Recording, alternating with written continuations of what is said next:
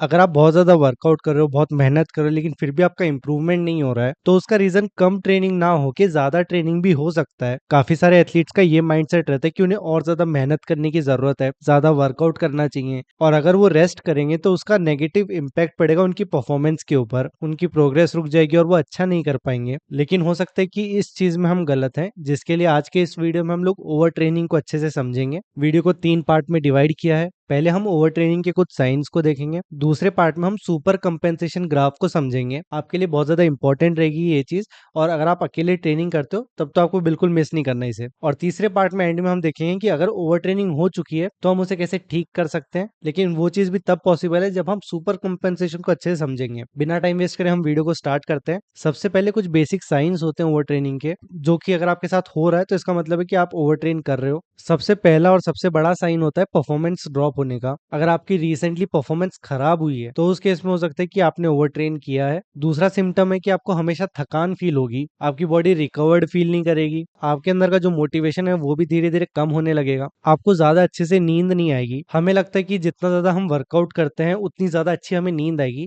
लेकिन जब over training के टाइम पे हम बहुत ज्यादा वर्कआउट कर लेते हैं तो उस केस में हमारे स्लीप की क्वालिटी भी खराब होने लगती है। कॉन्स्टेंटली आपके बॉडी में मसल्स में सोरनेस फील होगी और धीरे धीरे आपको छोटी छोटी इंजरीज आने लगेंगी। और जो भी चीजें हमने देखी है इसमें अगर आपके साथ 4-5 चीजें हो रही हैं तो इसका मतलब है कि आप ओवर ट्रेन कर रहे हो। ऐसा नहीं है कि इसमें से कोई एक चीज भी अगर हो रही है तो आप ये मान के बैठ जाओ कि हाँ आपने ओवर ट्रेन कर लिया, अब रेस्ट करो 1 महीने का। अगर आपके साथ इनमें से ज्यादा चीजें हो रही है तो आप ओवर ट्रेन कर रहे हो। तो चलिए अब हम व्हाइट बोर्ड पे चलते हैं और सुपर कंपेंसेशन को समझते हैं। जो हमारा सुपर कंपेंसेशन ग्राफ रहता है उसमें दो एक्सिस रहती हैं, एक वाई एक्सिस रहेगी, एक एक्स एक्सिस रहेगी। जो ये साइड वाली एक्सिस है ये हमारे परफॉर्मेंस को डिनोट करेगा, और जो नीचे वाली एक्सिस है ये हमारा टाइम ड्यूरेशन है। अगर आपने बचपन में मैथ्स ढंग से नहीं पढ़ा तो डरने की जरूरत नहीं है, बहुत सिंपल तरीके से समझाने की कोशिश करूंगा। जो वाई एक्सिस है ये हमारे परफॉर्मेंस को दिखा रहा है, और हम कुछ भी एक एग्जांपल ले सकते हैं। जैसे कि आप चाहो तो आप स्क्वाट के लिए देख सकते हो, या 60 मीटर के लिए, या फिर आप जंप का डिस्टेंस ले सकते हो, हम कुछ भी ले सकते हैं।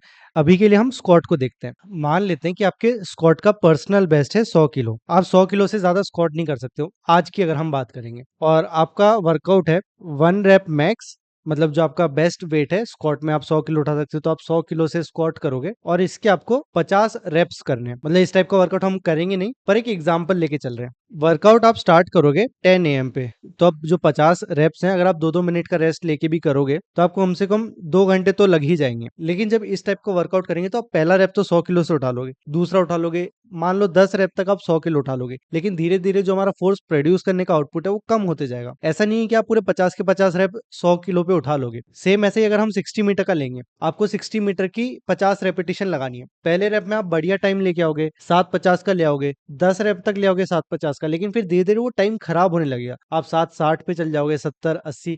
फिर धीरे धीरे जो लास्ट की 50वीं रेप है तब जाके ऐसा होने लगेगा कि आप 8 सेकंड 9 सेकंड में कंप्लीट करो 60 मीटर। तो जब भी हम वर्कआउट करते हैं तो धीरे धीरे जो हमारा आउटपुट है वो कम होने लगता है। तो 10 बजे हमने वर्कआउट स्टार्ट किया, 12 बजे हमारा वर्कआउट कंप्लीट हो जाएगा, लेकिन धीरे धीरे क्या होगा, हमारा फोर्स प्रोड्यूस करने की कैपेसिटी कम होते जाएगी। और हो सकता है कि 12 बजे तक अगर आपको 1 रेप मैक्स करने के लिए बोले, आपको बोलेंगे कि आप 1 रेप के लिए स्क्वाट उठा के दिखाओ कितना उठा सकते हो, तो हो सकता है कि तब आप सिर्फ 60 kg ही उठा पाओगे। स्टार्टिंग में आप 100 किलो उठा सकते थे, लेकिन जैसे जैसे हम वर्कआउट करेंगे बॉडी में फटीग आएगा तब हम 60 किलो पे पहुंच जाएंगे। आई होप आप इस बात से समझ रहे हो, एग्री कर रहे हो। लेकिन अगर हम अगले दिन 10 बजे सेम एग्जैक्ट सेम वर्कआउट रखेंगे तो हो सकता है कि अगले दिन आके आप वापस से 100 किलो पे एक स्क्वाट कर लोगे, 2 स्क्वाट कर लोगे, 10-20 स्क्वाट कर लोगे, लेकिन फिर भी अगले दिन भी यही चीज होगी कि आप वो same level of strength sustain नहीं कर पाओगे, और धीरे धीरे अगले दिन भी अगर सेम वर्कआउट कर रहे हैं तो लास्ट तक आते आते आप कम वेट उठाने लगोगे। और बेसिकली यही होता है सुपर कंपेंसेशन ग्राफ। अब मान लेते हैं कि इसके बाद अगले दिन आप वापस से आते हो जिम में वर्कआउट करने के लिए, और अगले दिन आप 110 किलो उठा लेते हो,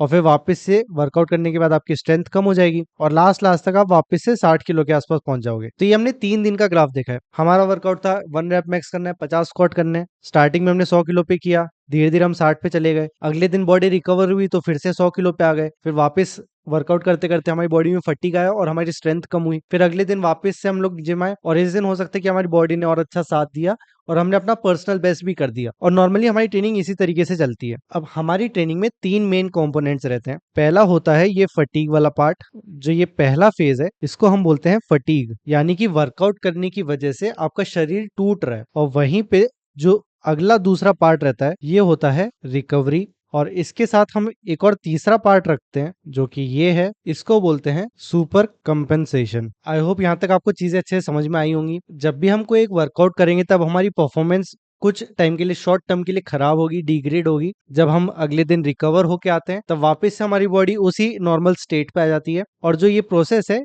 ये चलते रहता है। लेकिन जो ये सुपर कंपेंसेशन का ग्राफ है ये सभी एथलीट्स के लिए एग्जैक्टली सेम नहीं होता है। क्या डिफरेंसेस आते हैं वो हम देखते हैं। स्क्वाट का हमने एग्जांपल देख लिया था, अब हम 60 मीटर का एग्जांपल देखते हैं। हमारे पास 3 एथलीट हैं, एथलीट ए, एथलीट बी और एथलीट सी। एथलीट ए का कलर चेंज कर देते हैं। तो ये 3 एथलीट हैं और तीनों एथलीट का 60 मीटर का पर्सनल बेस्ट है 7.00 सेकेंड्स। और हम 3 दिन में एक बार रेपिटेशंस लगाएंगे 60 मीटर की 5, मतलब हफ्ते में 2 दिन रेपिटेशन लगाएंगे और ये चीज हम कुछ दिनों तक कंटिन्यू करेंगे। और हर एथलीट की परफॉर्मेंस अलग अलग तरीके से प्रोग्रेस करती है, डिग्रेड करती है। सबका बेसलाइन स्टार्टिंग में सेम था, सब 7 सेकंड की ही दौड़ रहे थे। सबसे पहले हम एथलीट ए का देखते हैं।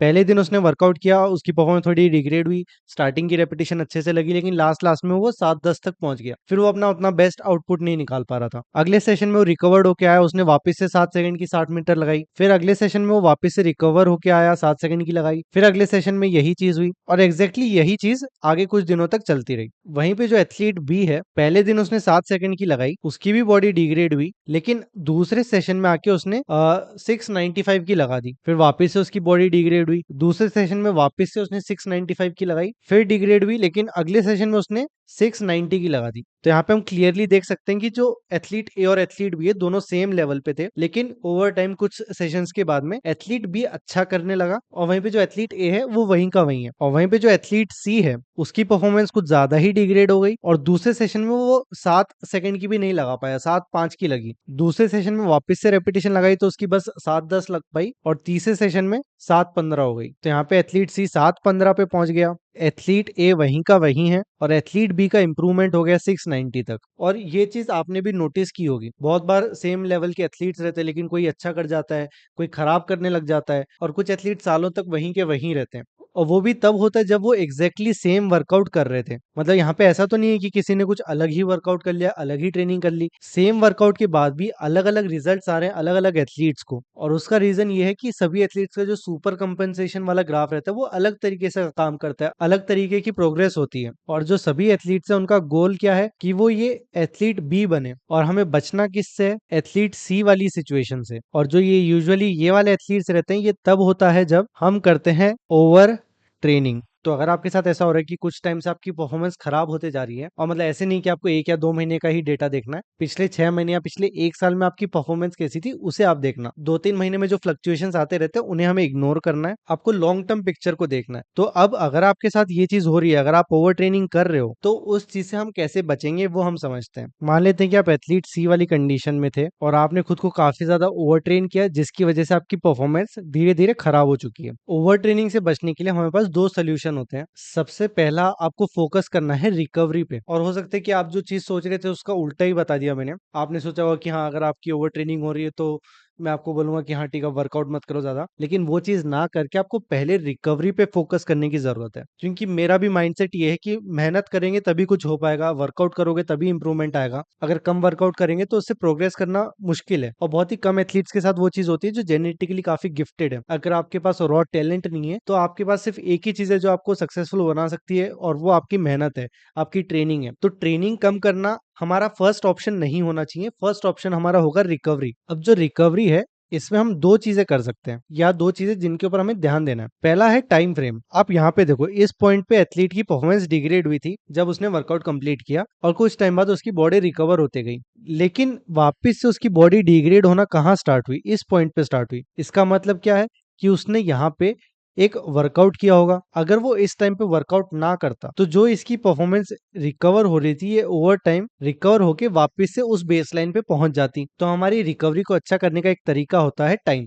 आप अपने शरीर को कुछ टाइम दोगे तो वो अपने आप हील करने लगेगी। लेकिन ये जो चीज है ये सिर्फ तब सजेस्ट करूंगा जब आपको ओवर ट्रेन करते हुए बहुत ज्यादा टाइम हो चुका है। आप 7 सेकंड की दौड़ रहे थे और अब आप 7.5 सेकंड पे आ चुके हो, मतलब बहुत ज्यादा परफॉर्मेंस डिग्रेड हुई है, तब आपको थोड़ा ज्यादा टाइम देना चाहिए। लेकिन जो दूसरी चीज हम कर सकते हैं वो होता है रेट ऑफ रिकवरी। अब ये चीज क्या होती है, एथलीट का वर्कआउट यहाँ पे खत्म हो चुका था जिसके बाद उसकी बॉडी रिकवर करने लगी और जो ये लाइन आप देख रहे हो ऊपर, इस रेट से उसने इंप्रूवमेंट किया, रिकवर किया अपने आप को। लेकिन ये रिकवरी का रेट फास्ट भी हो सकता था, मतलब वो कुछ इस तरीके से भी रिकवर कर सकता था। तो देखो वर्कआउट तो आप सब करोगे, ट्रेनिंग करोगे, आपकी बॉडी उसमें टूटेगी, आपकी बॉडी पे फटीग आएगा। और अगर हम फटीग नहीं लेंगे तो हम ऊपर वाला जो ग्राफ था, जो सुपर कंपनसेशन वाले फेजेस थे, यहाँ पे भी हम कभी नहीं जा पाएंगे। हमें ध्यान देना है हमारी रिकवरी के ऊपर, जिसके लिए दो तरीके, या तो आप अपने शरीर को टाइम दे दो, आप वर्कआउट ही मत करो, धीरे धीरे धीरे धीरे कभी ना कभी बेस लाइन पे पहुंच ही जाएगी बॉडी। लेकिन हमें ट्राई करना है कि हम जितना हो सके उतना जल्दी रिकवर कर पाए, जिसके लिए हमें कुछ चीजों के ऊपर ध्यान देना पड़ता है। सबसे इंपॉर्टेंट आता है न्यूट्रिशन, आप क्या डाइट ले रहे हो, क्या सप्लीमेंट्स ले रहे हो, और दूसरा है स्लीप। ये दो सबसे मेन सबसे इंपॉर्टेंट चीज है। आप अच्छी डाइट लो, अच्छे सप्लीमेंट्स लो, प्रोटीन इंटेक पूरा करो,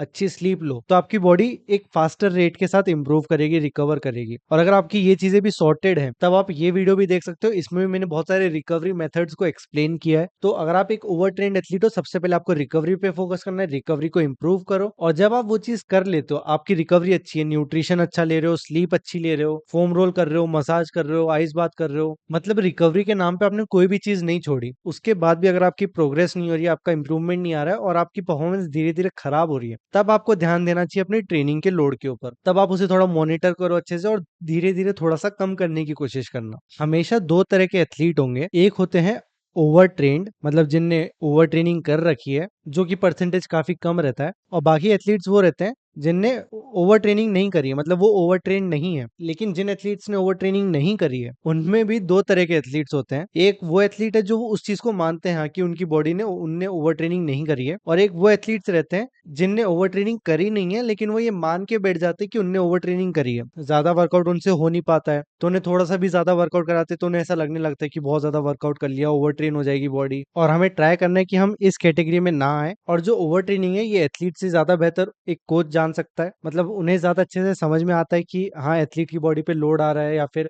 वो रिकवर कर पा रहा है या नहीं कर पा रहा है। और एज ए एथलीट आपकी ये रिस्पॉन्सिबिलिटी है कि आप हर दिन खुद को रिकवर करके अपने कोच के पास लेके जाओ। मतलब कोच का तो काम ही है आपको ट्रेनिंग कराना, आपसे मेहनत करवाना, लेकिन अगर आप खुद को रिकवर करके नहीं जा रहे हो तो ये आपकी गलती है। और अगर आपको समझ में नहीं आता कि ट्रेनिंग कितनी करनी चाहिए, कैसी करनी चाहिए और कब क्या चीजें हमें हेल्प करेंगी, तो उसके लिए आप मुझसे ट्रेनिंग भी ले सकते हो, जिसके लिए आप मुझे इस नंबर पे मैसेज कर देना। वीडियो पसंद आई हो तो इसे लाइक कर देना, और अगर आप अपने रिकवरी को और बेहतर करना चाहते हो तो उसके लिए आप ये वीडियो जरूर देखना। अब हम अगले वीडियो में मिलेंगे, तब तक के लिए बाय बाय, और आपकी ट्रेनिंग के लिए ऑल द बेस्ट।